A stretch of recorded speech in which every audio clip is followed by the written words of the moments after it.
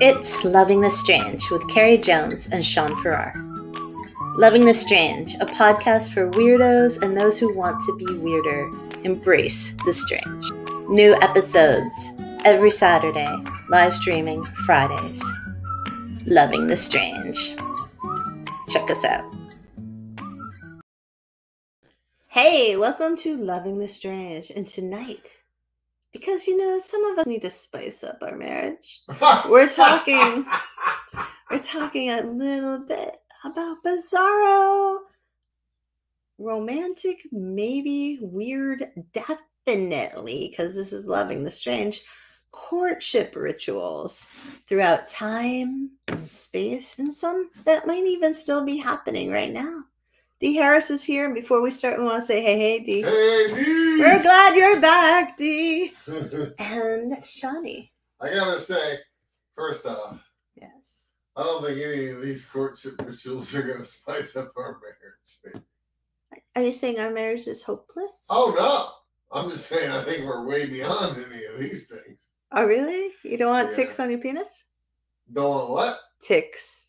Ticks? Like ticks. The kind in the backyard? Ticks on your penis. No. Yeah. I already had Lyme disease once. Hey, Doug Marshall. Doug Marshall is also here. It's so good to see you both. I bet Doug can tell us some old courtship rituals. Doug's not that old, boo. He said it himself. But I feel like Doug knows a lot about things, copulation. Like the things about... Jeez. No, like the things... Now we're going to have to be explicit, Carrie. The things about, like, romance and, like... Yeah, the old-timey kind of. Yeah, because he sort of, like, knows that stuff. He's not in a negative way. He's not old-timey himself, but he just somehow has this... It's because he's from New Hampshire. And we are born old-timey, honestly. The people of New Hampshire are born old-timey. And we have, like, this historical knowledge because we have nothing else to do in New Hampshire than to think about copulation and old-timey things. Oh, really? It was a boring state when I was there.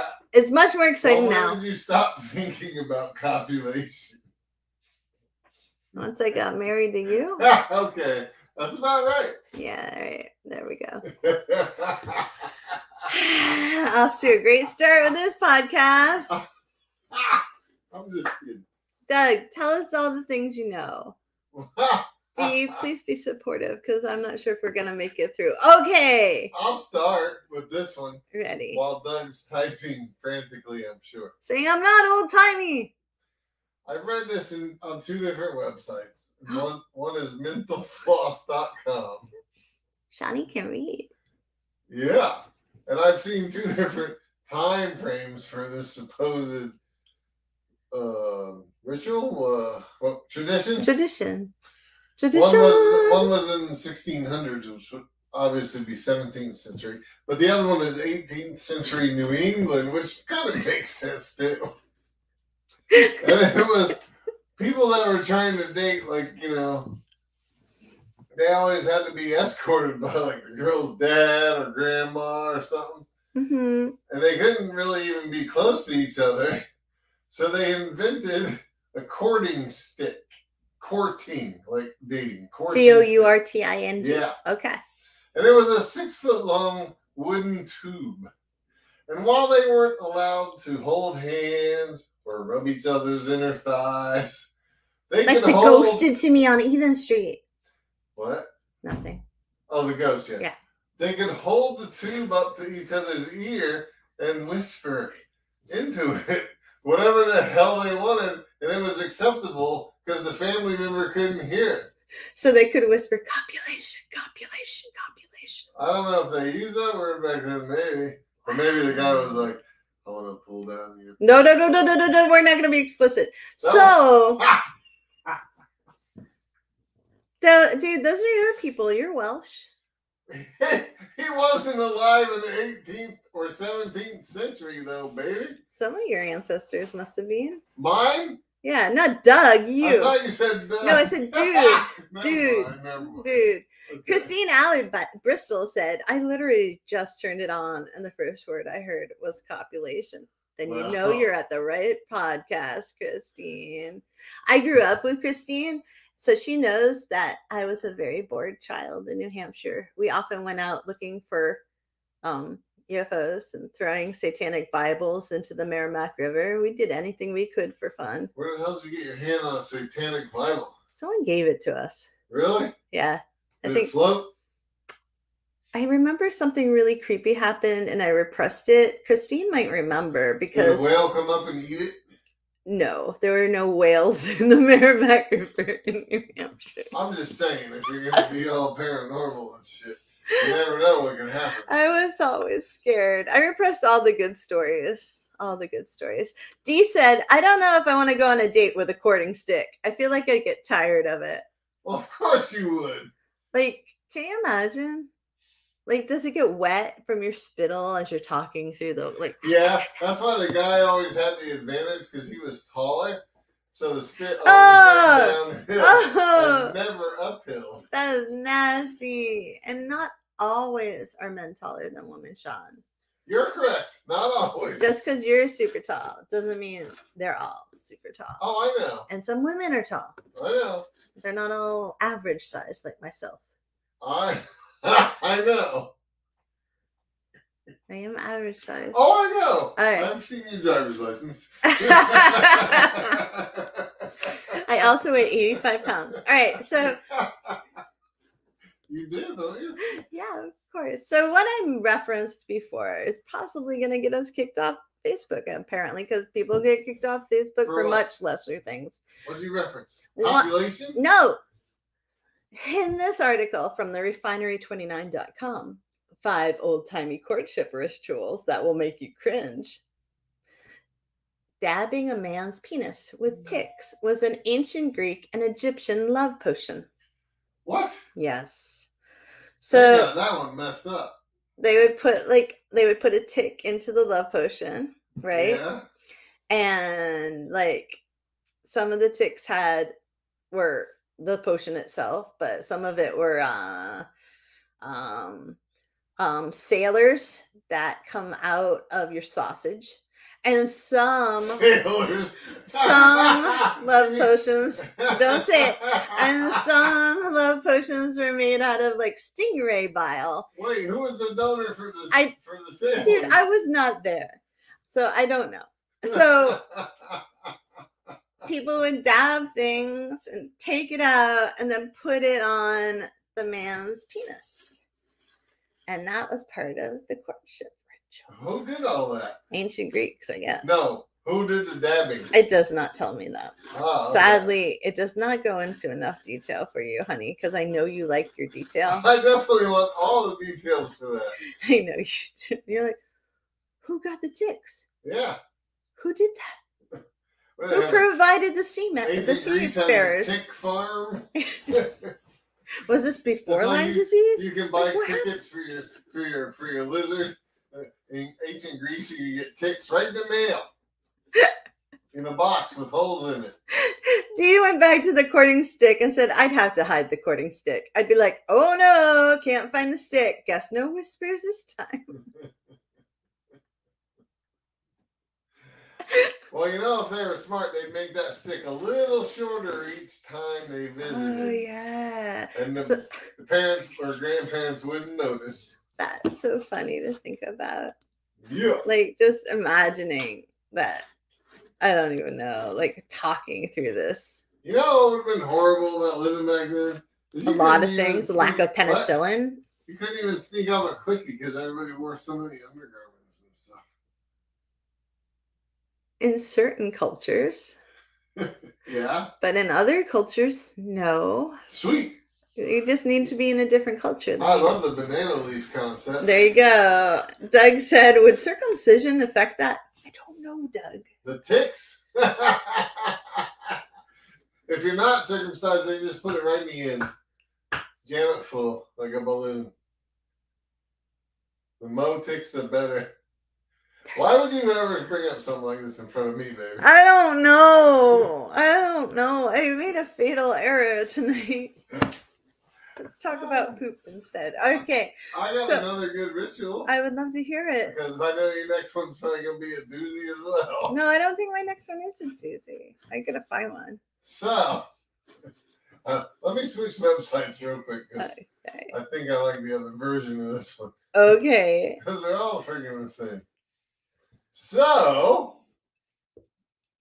Yes, we're all waiting. Back in the day, in Austria. Oh no. Are you going with that one? Yeah. All right. Single women would take a slice of an apple and wedge it up under their armpit. Right in there. And then leave it there. And then go to like a dance or something. A rave. A rave. They went in the mosh pits, man. And at the end of the night, you know, this is like your Budweiser goggles. Budweiser. If there was a certain man they were interested in, they would offer that slice of apple to that man. And if he ate it, that means he was interested back. So they shove a piece of apple into their armpit. And they sweat on it all night long. What if they didn't sweat? Well, good for the man. That's the gamble you're taking. And then if the man liked her back, he would gobble that apple slice down, sweat and all. That's right. And this was back in the time before Secret lavender scent. Or even Tom's. Or even Tom's of Maine. Most people know what that is. Probably. That's because it doesn't work very well. No offense, Tom's of Maine. But yeah. Like, can you imagine? Like, we have a friend. Oh, God. We have a friend who, like, another friend told him the story of how in college there was a woman and she had hairy armpits, which is totally fine. Did you say furry the first time? I did say fur and hair are the same thing. They're the same thing. I'm not making the difference between fur and hair. Furry sounds so much more thick and lush. She is lush. I'm hoping she was lush. Anyway, so she had furry armpits. Yeah. And his friend licked her furry armpits. And he was so jealous. And our friend was so jealous because he thought that was the most beautiful, intimate thing in the whole world. Now, for Sean, that doesn't work. I'll lick your armpits because they're shaved. And I don't really get sweaty. Nope. And I don't really smell because I'm lucked out and got that gene. But not many people here in Maine have lucked out and got that gene. So I feel like they trust in Tom's. Because they trust in Tom's of Maine, the worst deodorant ever. So we're gonna get sued. I know. So our friend would probably be really into the sweaty apple armpit ritual of courtship. You think so? Yeah, he'd be gobbling that apple down. Yes. He'd be like, "Yeah, got me an apple." I was thinking of somebody else, but you're right. Yeah. Tastes like patchouli. Like he'd be all in. Patchouli, sorry. It tastes like patchouli. It said patchouli, but written like patchouli. I don't talk. I write. I'm a writer. I'm an author, not a talker. Usually we heard half of the conversation is a note card and a pen. So embarrassing. You're not embarrassing. I'm so embarrassed. All right, let's move on.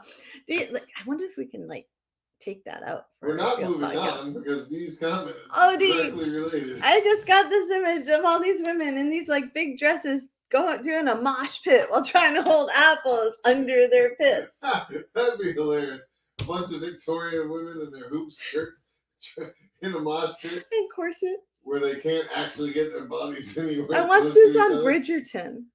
Yeah. They do play the modern music on there, right? I know, but I just want to see one of those fancy ladies in the love triangles, with their unrequited love, holding their apples beneath their armpits, hoping that a Bridgerton boy would take it. I would never eat one of those apples. You would too.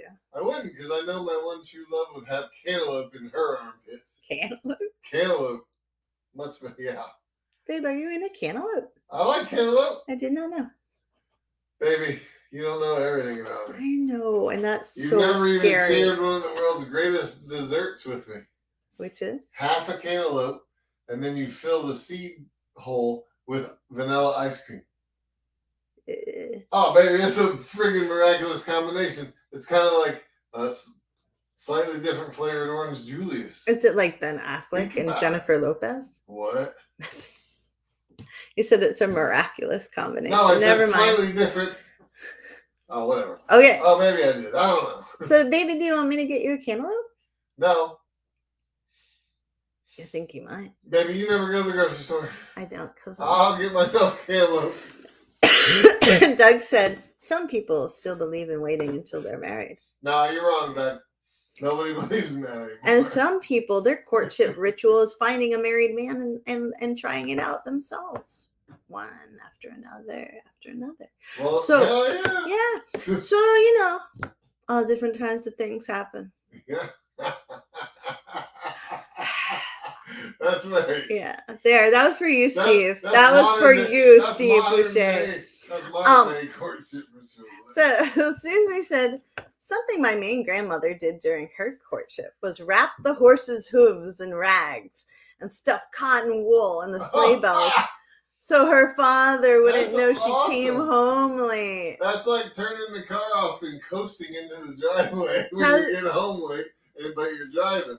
That's amazing. That's super brilliant. Like a lot more work, though. Oh my gosh. Can you imagine like wrapping each horse hoof and being like, what's a horse name? Tiptoe horse, damn it. Mary Legs. Shh. I don't know what you're talking about. Like, I was trying to think of a horse name. Like, Mary Legs. Shh. Hold still. Hold still.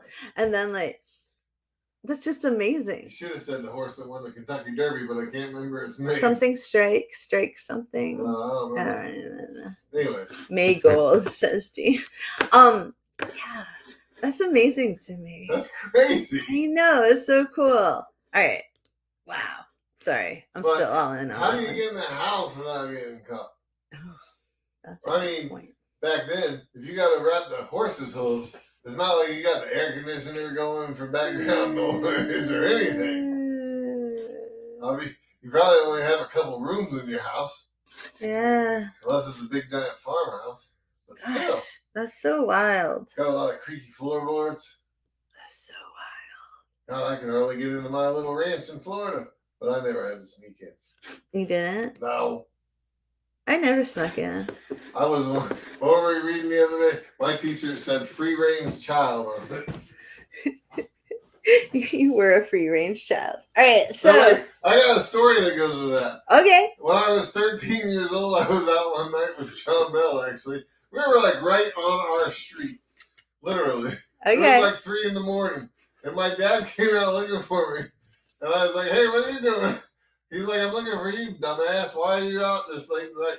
I was like, Mom knows about it. And he's like, all right. And he went back home. Did Mom know about it? Oh, yeah. Oh. She trusted me. She didn't care. See, my mom trusted me, too. Like, it must have been a weekend. I wouldn't have been doing that on a school night, but.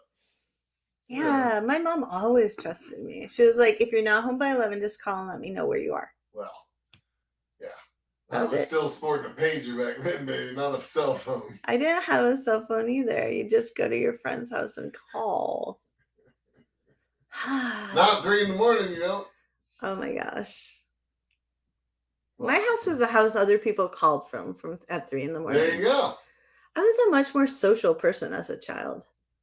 Like, yeah, you were. Like, I was a wicked extrovert. There's nobody here at 3 a.m. Like, I don't know what happened to me. I think college happened, and then boom, I turned into an introvert. So weird. Okay, anyways, Susie said that her horse's name was Dolly. Doug said, hello, Dolly, shake them bells. That's what I say to Carrie every night. Shake them bells, baby. No, he doesn't. What? No, you don't. And then I'm gonna start tonight. I think, let's see if you do. I'll give everyone an update. Art said you'd have to hope that a nor'easter was blowing through those windows. Like, seriously, you need so much noise to cover up your. There's no way that before modern conveniences, everything was so deathly quiet in the middle of the night. How the hell could you sneak back into your house? I know. And that must have taken 3 hours. I know, like that was a lot of work to run off and get a quickie from your boyfriend in the middle of the woods. As a kid, you wouldn't have gotten any sleep that night. No. As a kid, I always wanted to have to sneak out. Did you ever want to do that, Sean? Like I thought it would be so romantic to have to like climb out my window and go out onto the the roof of the mudroom and then like drop down. Like romantic? Yeah. Yeah. Like it doesn't. I don't think actual romance is. It's all hormonally driven. I just want. Like I've been through some windows. It ain't fun. When was the last time you went through a window? 6 days ago. That's not funny. Not funny. That's so decades and decades and decades ago. Do you know when the last time I went through a window was? Yeah. When? When I pushed you through one in our house. That's right. Because you locked us out. Yeah. No, I didn't. Somebody did. That wasn't me. It was you. It was a ghost. It was the haunted house. Whatever. All right. Anyways, Sherry says, "Hey, Sherry, how about Vikings going to their women in the woods on a full moon night on all the blood rituals?" Dude, Viking. If we didn't live in Maine, yes, you and I would do that 12 times a year instead of 6. What are you talking about? Full moons. That's Sherry wrote. You know how you get excited. I do not get excited. On a full moon. I have a cool Viking thing, but I can't find it right now. Oh, no. I know. I want to find it for Sherry. Oh, Sherry, I feel like I'm failing you. Click down one on the comments for me. Oh, here, I found it. Okay. Ready? And according to refinery29.com, in Viking societies, love poems and songs were considered crude and were said to reflect poorly on the lady who was being courted. I am part Viking. I also agree with that, since I'm part Viking as well. In fact, suitors were told they shouldn't see much of their beloved at all before proposing. But the thing is, a prolonged courtship could also tarnish a lady's reputation. Such an offense would provoke her family to avenge her social standing by brutally attacking or even killing the suitor. It was a damned if you do, damned if you don't scenario. So if you took too long, they're like, "Oh, we're gonna kill you, you procrastinating poop." I know, what's too long? I know. Every week? But if you're too fast,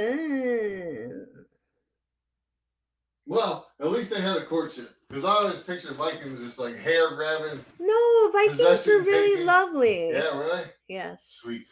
They weren't putting ticks on their penis like the ancient Greeks and Egyptians. No, they're not that dumb. And the Teutonic people, right? Yeah. Also from Refinery 29, they would happily risk, quote, happily risk their safety during wartime as they traveled with their beloveds from skirmish to skirmish. Really? Yep. Yeah. What? That's good for morale, though. Yeah, man. I mean, not of the women when the guys don't come home from the battlefield, but whatever. Do you think that's where the Pat Benatar song came from? What song? Love is a Battlefield. Whoa, whoa, whoa, whoa, whoa, whoa. I don't know, maybe. You don't know the song? I do know the song. It even kind of has like a Viking cry in it. Huh. All right, so you wanted me to pull up the comment next, which is John Bell. Yeah. What did John Bell say? He was talking about being quiet, getting back home in the middle of the night. All right, why don't you read the comment? Turning your car off and coasting in the driveway. And John said, did that many times. Put the truck in neutral, coming around the corner, shut off the engine, turn the lights off, and coasted into the driveway. Chloroform. No! Climbed into the window at 5 a.m. Well, did you really chloroform the doggy? John has a little bit of a misleading statement there because his bedroom actually had an exterior door. So, lucky. All he had to do was go through the fence gate, round back, and let himself into his room. Yeah, but what about chloroforming the dog? Oh, well, I don't know. That dog wouldn't have reacted to John at all, probably. It was John's dog for sure. Oh, man. So Doug's parents also trusted him. Oh, were you going to say something more about sneaking out with John? Oh, no, man. We didn't sneak out. Nobody was keeping tabs on us by the time we were hanging out. And Steve said, hi. Steve, we had a shout out to you earlier. You may have missed it. Yeah. And Liz, via art, said, my friends threw rocks at my window to get me to come outside and hang out. But I got scared. I went to bed with my mom. Oh, she crawled in bed with her mommy. My stepdad, who is a saint, offered to move to my bed. And then he figured out it was my friends and I should go out and talk to them. That's awesome. That's like so sweet. That's really cool though, because I would have been like, listen here, you little turds, if you break my window, I'm going to come out there and kick your asses. Yeah. You know what I mean? Yeah, you wouldn't have been that cool. No. That's really great. That's so sweet. Oh, I love your stepdad, Liz. Steve said, we sang Love is a Battlefield my senior year in show choir. Dee and I. Yeah, Dee's pretty well connected with both of us, I think. I think so. We're all psychically linked. All right. So, I actually have one here. We're ready. And I think it's quite interesting. Okay. Because it's almost like secret spy stuff. Okay. In Victorian, this is from datingnews.com. Dating news? Yeah. Why are you on dating news, baby? Because I looked up weird courting rituals. All right. In Victorian England, just the sight of a bare ankle was enough to cause a scandal. Courting, therefore, had to go underground and devise a publicly acceptable code for romance. Okay. A young lady's fan, for instance, played a major role in indicating her relationship status. A woman would fan quickly to indicate she was independent and available and ready to mate. They didn't say that. Oh, I was like, ready to mate. She'd fan slowly to let people know she was engaged to someone. A wide open fan signaled romantic interest, while a closed fan was the Victorian version of a slap in the face. Really? Yeah. Ow. And that's it. What if your fan got stuck and you couldn't open it? Like, what would you do? Go get another fan? That would be sad. I could totally see me awkwardly being like, I can't open my fan and he's not going to think I like him. You could use your legs as a fan. No, you can. If they're closed, okay, then you don't have any interest. No. If they're wide open, then you got interest. No. With that long skirt, you look just like a fan. Like, so every man on a subway or airplane ever is This is very Victorian times we're talking about. Okay, anyway, Don't be mansplaining me. They're man-spreading is what it is. Man-spreading. Hey, we need a lot of room to be comfortable. So do women, and yet we try so hard to take up as little room possible, and that's not cool. Well, stop. Not cool. Stop trying. Spread out. Take your bras off and spread out everywhere. Everywhere. All right, anyways. Ready? Yes. Are you sure? Yes. All right, so this is from Mental Floss, and it says it's talking about whales again, because I guess they have a lot of interesting things that happens in whales. And, quote, when Welsh couples talk about spooning, they don't mean cuddling. They're not like, hey, who is the big spoon? You know? Yeah. They're basically something that they exchanged, and they call those love spoons, which were like really beautifully crafted wooden spoons. Did they carve them themselves? I don't know, but they were hand carved, and they would show their romantic intentions.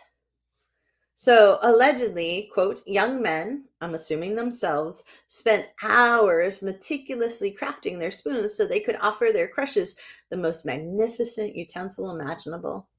So was it like if a woman got multiple spoons, she'd pick the most intricate and detailed one, and that'd be her dude? You're only supposed to pick one. And if you pick one, then the courtship starts.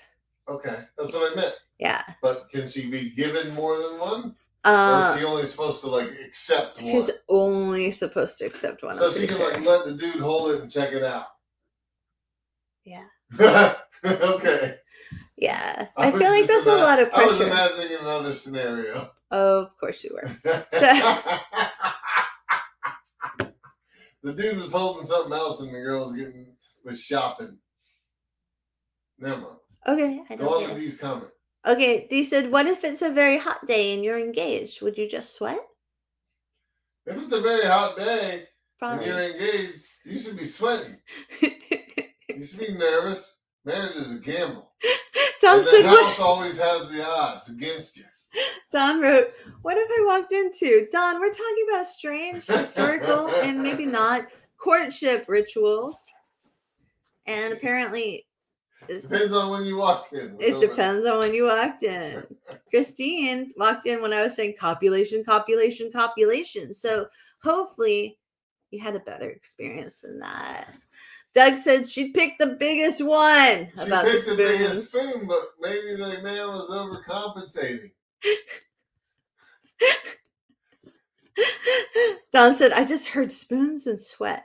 It's a Welsh courtship. Oh, yeah. Sorry, Don. You're talking about Sorry, Don. Carrie and I sleeping together every night. Spoons and sweat. Dog, person, cat. No. Cat, pillow. That's the spoons. Sayer said, hi. Hi, Sayer. Hello, Sayer. Welcome to the new day. You're late. No, he's not. He got up. I know, it's early. I know, it's super early for him in India. All right, ready? Do you have another one? Because I did the spoons. What? I did the spoons. Oh, that's right. Oh my gosh, gaslight. Well, I've got two. Neither are that good. I'm going to go with the one we all know about, the bundling. We all know about bundling? Yeah, I think we've all heard about it in school, probably. I did. I thought it was school. Maybe it was a book I read. I don't know. Maybe it was after John Bell chloroformed the dog? That was a waste of chloroform. We could have used that on a human. Anyways. No. Oh my gosh. Florida man. Around the 16th century, God-fearing families decided to take proactive measures to keep dating relations on the up and up. And once again, this is from datingnews.com because they got the hottest tips for dating in the modern era. And Sean knows this because he's on there all the time. Instead of closely supervising couples as they did in Victorian times with the dating stick. And the fans. The parents or guardians simply tied the young people up in a bundle so they could lay together fully clothed in a bed and talk without any funny business going on. Wait, what? Right, the best part, typically between the two people, a bundling board would be tied between them. That's kind of sexy. The silence was amazing. The silence was amazing. Comprehend that being sexy. I think that's kind of sexy. Really? Yeah, because it's sort of like you're so close, but it's forbidden. Yeah, but you can never seal the deal, baby. There's no happy ending here. There is when you get married. Oh, come on. It could just it makes the seduction longer. Don agreed. What? Don said weird. The problem with all that stuff is that when you do get married and you go on your honeymoon, it's like, it's over in 2 seconds. Whereas if you had a little intimacy practice and familiarity beforehand, it can last for like a minute and a half. I can't believe we did this. This is a bad idea for a podcast. Hey, you came. Oh wait, no, I came up with it. You came up with it. Yeah, you and Dee psychically in different states. But well, I think we should bring back some of these older courtship rituals. Doug said it sounds naughty. I don't know what he's talking about. The wood plank in between the two people. It sounds naughty. Well, if you tie two young people together, you're going to get wood in the middle of some way or another if one of them's a dude. Oh, my word. Okay, Susie has mentioned the S-shaped courtship. I don't know what that is, but I damn sure want to know. I do too. Maybe Susie can send us a link. Yeah, this one's really interesting. The modern day S-shaped courtship chair, so we can add that to our collection. What? We don't have a collection. We'll put it next to the Sibian. What's that? Oh, never mind. Okay. I'm looking up S-shaped courtship. Oh. It's basically like, here, let's see if I can do this. It's basically like one of those couches that like have they go one way and the other. They're kind of a S curve. Like this? Like the cozy couches?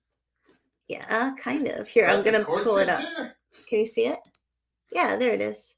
Oh, like that? Yeah. Oh, that's not what I was thinking. Oh, can you describe that? Because I can't describe cool. That. It is an S shape with a cushion on each side of the low point, so right, you actually have a built-in barricade. It's like the back is the barricade, and it's shaped like an S, and it keeps you apart. Yeah, but you can still cop a good feel in that chair. Sean Kelly. What? Cop a good feel. Yeah. Cop. You can do more than that, but I don't want to be explicit. I think that was already pretty good. Cop a good feel. Oh my word. Not just a feel. I'm gonna make our faces smaller. Okay, no! so Dee says the podcast is hilarious. Thank you, Dee, because gosh knows it.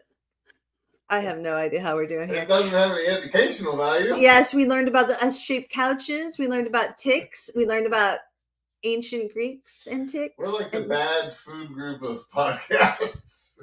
No nutritional value. It's like crime podcasts, educational podcasts, Joe Rogan, and us. Self-improvement podcasts, and then us. Well, we're kind of self-improvement. How are we self-improvement? How is this? Our other podcast, yes, but how is this one self-improvement? This one is like, what not to do on a date. That works. Don't all right. Bring your stick.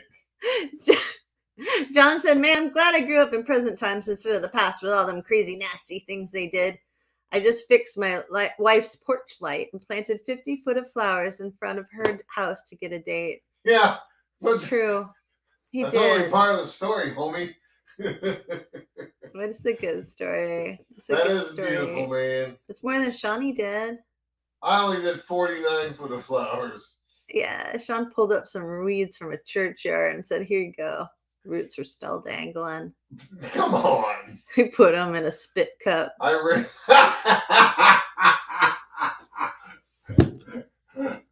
they lasted a long time. All right. So Don said, okay, I want one of those just for me. I know. The S-shaped couches are kind of cool, aren't they, Don? But it's like a spy couch. Like it's cool. In the middle of a hotel lobby where you both sit down, you pretend like you don't know, and you're not looking, but you whisper to each other. Yeah, it's totally like that. This is so cool. It is. So Dee said, it's talking about the S-shaped couch again. If you want to get something done in the S-shaped chair, you can. See, that's what Sean said. You guys. Susie sent me a PM, and that means Sean has to be in charge of the podcast. What? Don't do that to me. All right, Shawnee. What? Talk about something else, man. Oh, all right. I want to talk about the Finnish Girls. The Finnish Girls, all right. What did they do? I think it's kind of sexy. Oh. An old custom. Am I going to get jealous? An old custom An old custom in Finland had single girls walking around town with empty sheaths, like a knife sheath type of thing, strapped to their sides. Okay. Fathers gave their young daughters the sheaths once they had come of age and were ready to be married. I'm sorry. If a man wanted to woo a girl, all he had to do was stick his penis in the sheath. Now, he was to buy a knife. Oh, I believed you. And put it in her sheath. I totally believed you. Stop. All he had to do was buy a knife and put it in her sheath. If she returned the knife, she wasn't interested. If she kept it, she indicated she was willing to marry him. What if she just needed a good knife? He was the knife to her sheath. Which is the most important part of the whole story. The Finnish people are so smart, they chose a sheath, an empty sheath, to represent a woman that needed a man. Not necessarily needed. But yeah. All right, whose father wanted them to have a man. But what if they just needed a knife and not a man?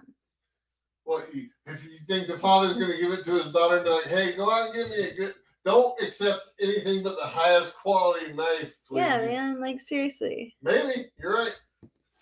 Those daughters got married a lot. But seriously, though, I mean, a good knife is really important. Maybe. More important than a good man. What? It's not as important as an NPC. All right, so here is the beautiful slide. I'm sorry, it's not a slide. What do you call things? Image. Site? Sure. That Susie sent of the S-shaped one. Now this is a more velvety, it looks older. It says it's Victorian carved mahogany courting chair, and it is pretty snazzy. See, the difference between this one and the other one? Yeah. Is that you can see each other with this one. Yeah, definitely. The other one, the way it was cut, you were more back to back. Yeah, you're right. Like, the other one does look more like a spy couch. This one, you can see what you're grabbing. What's your copping a feel on? The other one, it was blind. Oh my gosh. All right, no. What? Language. That's not bad language. It's kind of graphic. Oh, well, come on. These chairs look they kind of look like chairs on speed dating. It's like I can see like 10 of those scattered around the lobby. Right there, and that image is actually like a really cool chair because you can see each other. You can sit there and talk. Yeah, it'd be cool. If you got a little tiny table on one side or the other, you can each have a little drink, glass of wine. You can talk to your girlfriend or whatever. Yeah. You know? Yeah. Really just strictly social situation. Right. There. Why'd you make me so tiny? I'm just having fun with the screens. Okay, sorry. All right. Dee said, I would just have me a knife in mine and take it out when I saw a guy I was interested. Exactly. Take out the knife and the zip ties. No, and the chloroform for the dog, and we're all good. There we go. Oh, man. Jesus. Where does your brain go, Shawnee? Where does your brain go? Gutter. Dawn also said that would look good in her house. And Susie said, and you could only hold hands, Sean. All right. Sean. Yeah. Only hold hands. Well, was somebody constantly walking circles around his hair to make sure nobody was touching a knee or an inner thigh? Yes. Sayer said it was his first time he's ever seen that type of chair. Me too, Sayer. And Dee said, oh gosh, speed dating, having horrible flashbacks. I kind of want to hear Dee's speed dating. Maybe we could have weirdest speed dating stories. I've never speed dated. I know, me either. I mean, that doesn't mean we couldn't quickly, but I've never speed dated. What was your quickest date? Oh, jeez, I don't know. Oh, of course not. No, I mean that takes a little time to reflect. No, it doesn't. Yes, Just go with your brain. Sit in front of a pond at 5 a.m. when the water's perfectly calm, and think about that for a few minutes. My worst, fastest date was a date I didn't realize was a date that I've talked about before with the banker. And it was really, really cold. And I walked from the newspaper office down to China Joy. Is that the one in Bar Harbor? Yeah. And I had a lot of layers on and boots. And he said, you look like you're homeless. Well, you probably did, but he should have never said that. And I was like, especially on a first date. I didn't know it was a date though. And I was like, what? And he was like, you look like you're homeless. Can you like take off some layers so people don't think I'm taking a homeless lady on a date? And I said, it's a date? And he said, yeah. And I said, not anymore. That's all right. That guy smelled like piss all the time. No, it wasn't that. It wasn't the banker who smelled like pee. Oh, okay. It was another banker. Damn, you've been having a lot of bankers, huh? I didn't go out with a banker who smelled like pee. Oh, I had standards.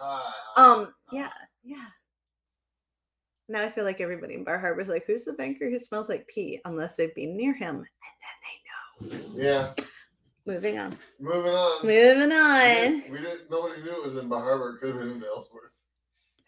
Or New Hampshire. I said Bar Harbor, China Joy. Oh, that's true. All right. So Dee said they used to have the speed dating when I was in school. Wait. What? You dated in school? At school? Really? Well, I'm so intrigued now. She's from Georgia, so. Is that what they do in Georgia?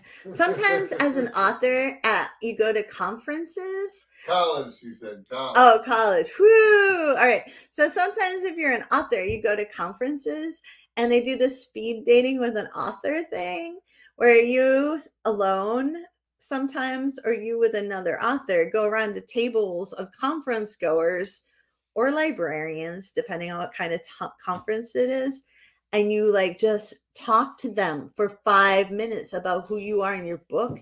And let me tell you. How many times did you hook up doing that, baby? So many times. But let me tell you that most writers are introverts. And this is one of the most awkward things you could ever imagine doing. Because you're like, hey, introvert, go to this like table of 12 strangers with name tags on and waters and salmon breath from the conference food and go talk about yourself. And you're like, oh, it's terrifying. I bet it is. Yeah. But that's how I met Steve Waddell. Ah. Yeah, we were paired up and we just created like a comedy routine at every like an improv comedy routine every time. You guys had to do it together? Yeah, we did it together. You guys traveled together from table to table? We traveled together from table to table and became besties. Yeah. You guys did a great job of that. It was really fun because Steve was awesome. And we're so opposite in everything. Yeah. Especially in your outward appearances at that time. Yeah, because Steve had like this great big ZZ Top beard, and I was long hair, right? Hi, I'm in my cheerleader grown up cardigan, and it was like just insert LL Bean. It was just so ridiculous, and he's like huge, like Sean, you know, and like I'm not, and he is like very slow talking because he's from Oklahoma. And I'm like, blah, blah, blah, blah, blah. And it was just so weird. I think we blew everybody's heads off when we did it. I think so. There was a lot. It was messy. It was a messy conference room after that. The end. So, yes, Art Gowie said, I remember you saying Steve would walk in front and part the crowds. At this conference where I met Steve, it was my first con. And people were dressed up as furry, Art Gowie. And Art would remember this because Art's amazing. And I was terrified because I'm shy and scared. And I'm kind of a wuss, like our dog Pogi apparently is too. And she's not as bad. He was like, you have to be really careful, Carrie. There's a lot of sexy stuff going on everywhere. He didn't quite say it like that because he's cooler than that. And he was like, and just took me through the corridors because I couldn't walk through the corridors because no one would move for me. And everybody would just start being creepy. But Steve was so like commanding looking that he would just walk through the crowds. He's like, we're going to go get us some Long Island iced teas. And he'd like push through the crowd without touching anyone, and it would just part. And I would be like a little baby guppy walking in his wake as he walked through it. Sean Farrar honestly does the same thing for me at airports and concerts. Yeah, but if we were at a furry convention, it would have been a different story. There were also Klingons. I've never been to one. I would be like, hey, what's up, baby? We're going to hold off on those Long Islands for a few minutes. Let's meet some new friends. Steve was my angel. He was my angel. Never mind. Yes, we know. Let's get off of that subject. Yeah. Okay. That's probably a courtship ritual somewhere. Furries? Yeah, dressing up like a furry going to a conference in Oklahoma. I don't know. It's a courtship ritual. I think it could be. Definitely close. I think it could be. It definitely involves some copulation. Stuff. Yeah, there is definitely some stuff going on. So, here, ready? Yeah. Before we end. All right. This is from Mental Floss again. And it's called, I'm just going to read it verbatim because it's funny. Need a love shack? Call your dad. So there's some like see, that's still modern day too. Yes, and there's some cultures and where fathers don't allow suitors to quote visit their daughters at home, but instead they give the daughters courting huts Because they're so much more well-behaved when they're alone. So they can like be like, hey, come over and we can hang out without their parents seeing. That's awesome. That's every American teenager's dream. I know. Like, oh, wow. It's like if you have a split level or a basement living room. And the parents say, I'll never come down in the basement when you're down there with your friends. Yeah, exactly. It's like the courting hut. That's the American equivalent of a courting hut. Basement living room. Was in the 80s, 90s. All right. So I was just wondering if they have like what's a popular video game, like a role-playing game, like a Call of Duty or something. Yeah. If you can download like a Call of Duty soundtrack where you can hear the game and the players cursing at each other that are playing live online. And you can just play that while you're in your basement room where your mom never comes. So she thinks you're playing games while you and whoever else is just doing something totally different. Didn't you do that as a teenager? Or didn't you just like put movies on and like... No? I didn't have a basement. You didn't have a girlfriend either, did you? I didn't have a basement. Dee said we didn't have a basement living room. We're so sorry, Dee. You and Sean both missed out. Yeah. It's one of the magical parts of living in New England. I had no basement. Is that you often have a basement. And you get to go hang out there with your friends. The end. Do you have another courting ritual to end with, babe? Yeah, but there's one more comment you missed. Oh, where did I miss it? Below, at the bottom. Okay, first, Dawn says we need a talk show on TV, LMAO. Oh, that's a fantastic idea. Yeah, especially the LMAO part. And then Dawn also said, Sean has thought about this a lot. Yes, Dawn. I'm not sure exactly what she's referring He's contemplated all of this by yes. sitting out at the pond at 5 a.m., looking out at the crystalline water, thinking, wow, I should have had a basement. Oh, yeah. Wow. And I could have had like a dungeon. Dee said, I wouldn't have been able to do anything anyway. My mom would constantly check on us. See, my mom didn't care. My mom wouldn't have either. My mom would have been like, go get pregnant out of here. Ugh. I don't really remember following your mama's footsteps. And Susie said, down in the rumpus room or the rec room. Yeah, the rumpus. I like that word, rumpus. Like, wrapping up each other's feet in like rags, making sure no one has anything jingly on, like the horse's sleigh bells, and you'll be all set.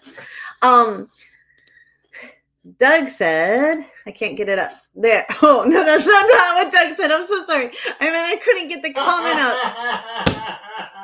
I'm so sorry, Doug. I'm so sorry. That's not what I meant. I kept clicking on the comment and I couldn't get the comment up. Doug said Viagra rules. That's what you say, baby. All right, so Doug said. Viagra, but I probably should. Doug said. I could use a 6-hour hard on. Okay, you just broke all the rules. All right, Doug said. No rules. Doug said, baby boomers invented sex in the 60s. I don't think they invented sex, but they might have. You know what? I think every generation invents its new end around, its new secret language or right? So sorry. What are you laughing at? I still can't believe I can't get it up for the comment. Oh, I know. Oh, that's hilarious. No, it's not. It is. Doug said, I can't get it up. That's not what he said.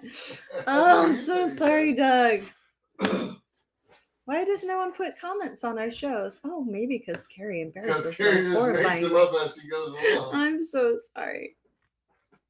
Sean, did you have a last ritual? No. We have to end in a better way than this. I was looking for one. I can't handle the fact that I messed up so horrifyingly. It's no big deal. I am an INFJ. I'll never let myself go. Oh, stop. All right. Ready? Yeah. So, thimbles. How about that? I was trying to avoid reading that one. But all right, no, let's not. How about hot cream celery? Go ahead with that one. Okay. Because that just sounds naughty. Hot cream celery? How can hot creamed celery sound naughty to you? Anything can sound naughty to me. Yeah, that's true. You know that. I know. But anything with the word cream in it's naughty automatically. Anything with the word hot in it? Hot and cream together? Super naughty. All right. So, according to Mental Floss again, my go-to place tonight, Amish courtship is notoriously secretive. In some communities, fellow citizens don't even know a wedding's in the works until a marriage is announced in church a few weeks before the big day. Amish sleuths can usually sniff out impending nuptials by poking around in a family's garden. That sounded naughty too. Hot creamed celery is a main dish at an Amish wedding feast. So if a family loads up its garden with stalks, they're probably getting ready to marry off one of their daughters. I just had this image of all these Amish couples copulating in somebody's garden. No. Isn't that, you said poking around in the neighbor's garden? Yeah. Yeah. You're so nasty. I'm not nasty. You're nasty. All right, so there you go. Decent, but what if you just like the dish? Then you marry it. My Nana actually really loved cream celery. I don't know what it is, but it does not sound good to me. You would hate it, honey. You would hate it. I would hate it. You would hate it. So there you go. Dang. Dang. Dang. Thanks for hanging out with us in this very, very... Oh, it was fun. Thank you so much. I had a good time tonight, actually. You did? Yeah. Wow. Now, I'm ready to go get me some hot cream celery. Sounds so gross. So gross. So anyways, thank you all for hanging out with us. I hope you learned something, or at least laughed for a hot second. A hot cream celery second. And that you have an amazing weekend. Right? Wonderful weekend. Yeah. Have it. Be happy. Live happy. Love each other in good ways. And Doug, I'm so sorry I said that. Doug can definitely still get it up. I'm gonna owe him now. Thank you for listening to Loving the Strange. Please be sure to like and subscribe. And remember, embrace the strange. New episodes every Saturday. Live streaming Fridays. Go get your strange on, friends. Thanks for listening.